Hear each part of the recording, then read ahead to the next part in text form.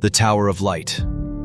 Beyond the borders of maps and kingdoms, there rises a tower, built upon prayers and tears.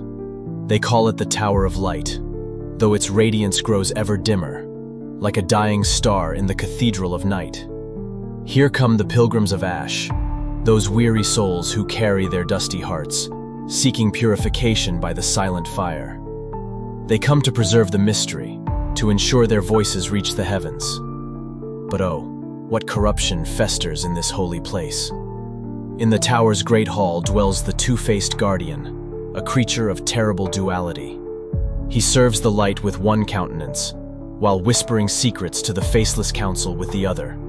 He blesses with his right hand and marks with his left, like Janus himself, forever torn between heaven and hell. Through the vaulted chambers fly the glass ravens, silent as death itself.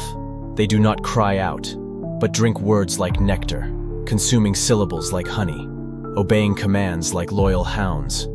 Each word they devour becomes a weapon, each prayer a chain. The pilgrim opens his heart, speaking into what he believes is sacred silence. But the silence has been corrupted. The thin shadows absorb every letter, every whispered confession, carrying them to places where light has never shone, where darkness reigns eternal. And thus appears the Ashen Parchment, that terrible ledger of souls and words, fragile as autumn leaves, yet eternal as damnation itself, like a promise made to the wrong god. Above the tower hangs the stone decree, cold as winter's heart, read in whispers by trembling lips, obeyed not from love but from fear. Yet, there are those who refuse to enter this corrupted sanctuary.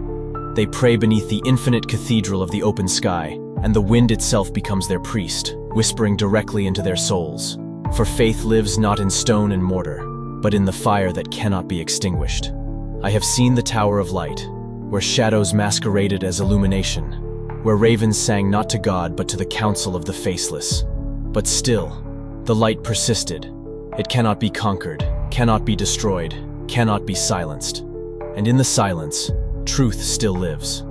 Not in systems of oppression, not in the machinations of councils, but in the silent fire, and in those brave souls who fear being heard by none save him alone. Sometimes God hides in the very places where no one thinks to seek him anymore, in the hearts of the faithful few, waiting to be discovered by those who still believe in light triumphant.